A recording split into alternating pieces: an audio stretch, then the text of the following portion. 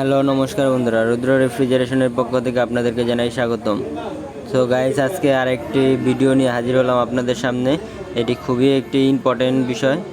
যারা না বুঝেন এটা সম্বন্ধে তারা ভিডিওটি দেখেন, সব বুঝতে পারবেন, সব বুঝিয়ে দেব ভালো করে।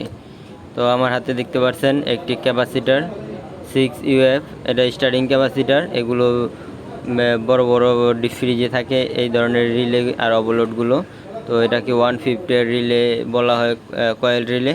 তো এই ধরনের রিলেগুলো কানেকশন অনেকে বুঝেন না, যার কারণে এই ভিডিওটা আমার করা। আমাকে একজনে বলছিল যে এই ধরনের রিলে নিয়ে একটি ভিডিও বানাতে। তো অনেকে এই ধরনের প্রবলেমগুলো পড়ে থাকে, এই ধরনের রিলেগুলো সেটিং করতে পারে না। তো আজকের এই ভিডিওতে আমি টোটাল বিষয়টা দেখিয়ে দিব। তো এই যে এখানে দেখতে পাচ্ছেন দুইটি তার দিয়ে একটি ক্যাপাসিটার সেটিং করা আছে। তো এভাবে দুইটি পিন থাকবে, একটি হলো এখানে হলো আমাদের কয়েল রিলের, একটি স্টার্টিং একটি রানিং, আর উপরে হলো আছে হলো একটি কমনের ওভারলোড লাইন। এর হলো কমন আমাদের ওভারলোড, আর এটি হলো কয়েল রিলের দুই পাশের দুই পিন। এটা হলো স্টার্টিং, এটি হলো রানিং। তো এই যে রানিং স্টার্টিং বুঝবেন কিভাবে? তো আপনারা যখন গিয়ে এটা ঘুরাবেন তখন দেখতে পারবেন উপরে যে পিনটা আছে সেটা কমন হয়, আর হাতের ডান পাশে যেটা সেটা রানিং হয়, আর হাতের বাম পাশে সেটা স্টার্টিং।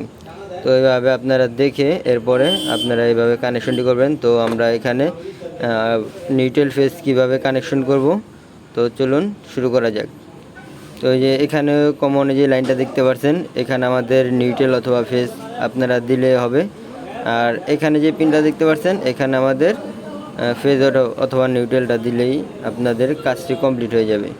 তো আপনাদেরকে আর বেশি কোনো ঝামেলা করতে হবে না। এভাবে কানেকশনটা করে ক্যাপাসিটার লাইন দুইটা দিয়ে আপনারা ডাইরেক্ট কম্প্রেসারে সেম এভাবে লাগিয়ে দিবেন, তাহলে আপনাদের কাজটি হয়ে যাবে।